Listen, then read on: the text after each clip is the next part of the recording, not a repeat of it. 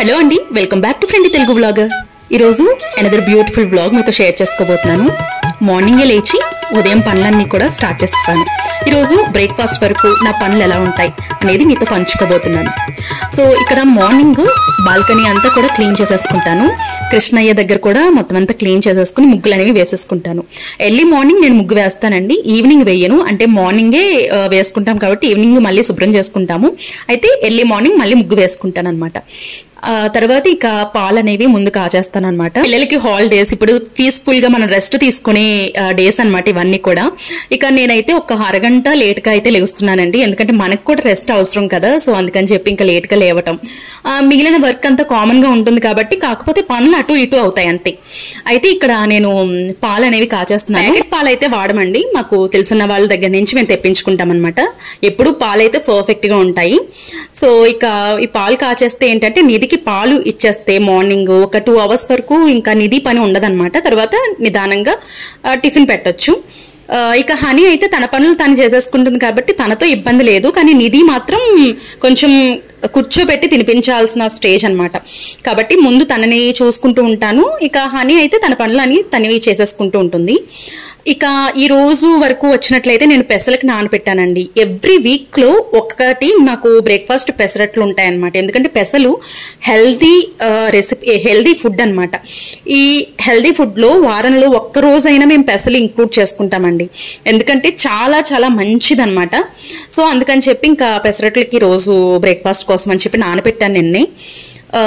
మనం మార్నింగ్ ఎప్పుడైనా కూడా, అంటే ఏ సీజన్లోనైనా మనం నైట్ కిచెన్ని కనుక క్లీన్ చేసి పెట్టేసుకుంటే మార్నింగ్కి ఎప్పుడు కూడా ఫ్రెష్గా ఉంటుందండి, ఎక్కువ వర్క్ లేకుండా ఉంటుంది. అంతేకాకుండా ఈజీగా పనులన్నీ కూడా కంప్లీట్ అయిపోతాయి. ఉదయ్ వెళ్ళే టైంకి అంటే 8కి నేను ఈ లోపు బ్రేక్ఫాస్ట్ ప్రిపేర్ చేయాలి. ఆయనకి అవసరమైనవన్నీ కూడా అరేంజ్ చేసి పెట్టేయాలన్నమాట. ఈ 8 లోపే నేను వంట కూడా పూర్తి చేసేసుకుంటానండి, అది ఫస్ట్ నుంచి ఉన్నదే. ఈ 8 లోపు పూర్తి చేసేసుకుంటే ఏంటంటే తర్వాత ఫర్దర్ వర్క్కి నాకు ఇబ్బంది ఉండదు అనమాట. అంటే యూట్యూబ్ అంటే షార్ట్స్ తీయాలన్నా, లేదంటే వీడియో ఎడిట్ చేసుకోవాలన్నా, వీడియో వర్క్ చేయాలన్నా, బ్యాక్గ్రౌండ్ వర్క్ చేయాలన్నా ఇబ్బంది ఉండదు. సో అందుకని చెప్పి నేను ఎర్లీ మార్నింగే పనులన్నీ కూడా చేసేసుకుంటాను. ఒక్కొక్కసారి ఎప్పుడైనా బద్ధకం అనేది వస్తూ ఉంటుంది కదండి. సో యాక్టివ్గా లేనప్పుడు, ఏదైనా హెల్త్ బాగాలేనప్పుడు మాత్రం కొంచెం లేట్గా పనులన్నీ కూడా నిదానంగా చేసుకుంటూ ఉంటాను అనమాట. ఇక ఇక్కడ పెసలు అనేవి నానపెట్టుకున్నాను కదా. పెసలు ఎప్పుడు కూడా నేను ఒక గ్లాస్ నానపెట్టామనుకోండి, అందులో కొంచెం గుప్పెడు బియ్యం వేస్తాను అనమాట. ఇలా వేయటం వల్ల పెసలు అనేవి చాలా క్రిస్పీగా వస్తాయి, అంతేకాకుండా మనకి అంటుకోకుండా చాలా మంచిగా వస్తుందన్నమాట. సో లేకపోతే బియ్యం వేయలేదు అనుకుంటే, ఓన్లీ పెసల్ని మాత్రమే నానపెట్టాము అనుకుంటే ఒక్కొక్కసారి రాదండి, అట్టు అనేది అంటుకుపోతూ స్టిక్ అయిపోతూ ఉంటుందన్నమాట. సో ఇలా వేసి చూడండి, మీకు కూడా చాలా క్రిస్పీగా వస్తాయి. అది అందరికీ తెలుసున్న విషయమే, మళ్ళీ ఒకసారి గుర్తు చేస్తున్నాను అంతే. సో ఇక్కడ పాలు కూడా కాగబెట్టేసుకున్నాను అండ్ పెసలకు కూడా రుబ్బుకుంటున్నాను అనమాట. మేము ఒక 5 years బ్యాక్, అంటే మేము బద్దీలో ఉన్నామన్నమాట, అంటే చండీగఢ్లో ఉండేవాళ్ళం.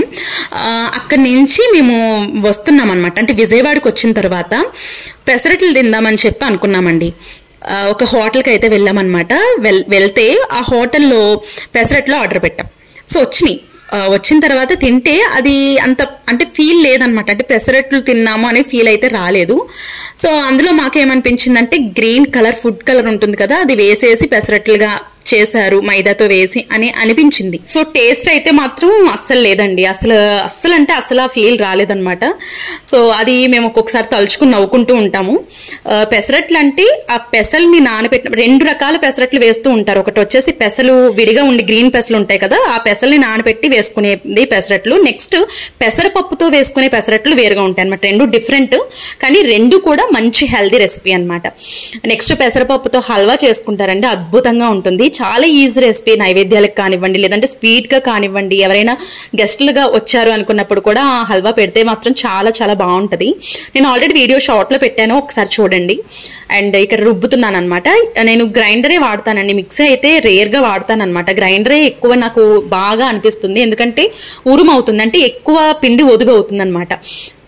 అందుకని చెప్పి గ్రైండర్ని ఎక్కువ ప్రిఫర్ చేస్తాను అనమాట. కాకపోతే అది కొంచెం క్లీన్ చేసుకోవటానికి ఇబ్బంది, కాకపోతే మనకి మంచిగా వస్తుంది కదా, దాంట్లో మనం నెగ్లెక్ట్ చేసేసి కొంచెం టైం డిలే చేసేసి లేదంటే బతికించేస్తే మనకి మంచిగా రాదు అనే ఫీలింగ్ అనమాట. సో కొంచెమైనా కూడా గ్రైండర్లోనే రుబ్బేస్తూ ఉంటాను. ఇంకొకటి ఏంటంటే పెసరపప్పు కానీ పెసలు కానీ మనం గ్రైండర్లో రుబ్బినప్పుడు దాన్ని క్లీన్ చేసుకోవటం చాలా ఈజీ అండి, ఈజీగా క్లీన్ చేసేసుకోవచ్చు. కానీ ఇడ్లీ పప్పు కానీ దోశ పప్పు కానీ గ్రైండర్లో రుబ్బాము అంటే సో అది క్లీన్ చేసుకోవటం అంత ఈజీ కాదనమాట. ఈ మధ్యన కూడా రకరకాల గ్రైండర్స్ అనేవి మార్కెట్లో అవైలబుల్ గా ఉన్నాయి. మీరు కొత్తగా కొనుక్కోవాలి గ్రైండర్ అనుకుంటే కనుక ఆ న్యూ మోడల్ తీసుకోండి, ఎందుకంటే ఎక్కువ శ్రమ ఉండదన్నమాట. సో ఇది క్లీన్ చేయటమే నాకు ఎక్కువ టాస్క్ అండి. మామూలు రుబ్బటం ఈజీయే కానీ క్లీన్ చేయడం అనేది చాలా చాలా టాస్క్. ఎందులో కొంచెం ఏదైనా పిండి ఉన్నా కూడా స్మెల్ వచ్చేస్తూ ఉంటుంది అనమాట. అలాంటి స్మెల్ రాకుండా క్లీన్ చేసుకుని మళ్ళీ దాన్ని డ్రై చేసుకుని మనం యూజ్ చేసుకుంటే అది ఎక్కువ లైఫ్ ఉంటుంది అనమాట. సో ఈ విధంగా నేను చేసుకుంటున్నాను. ఇక్కడ మా వారు కూడా హెల్ప్ చేస్తున్నారు.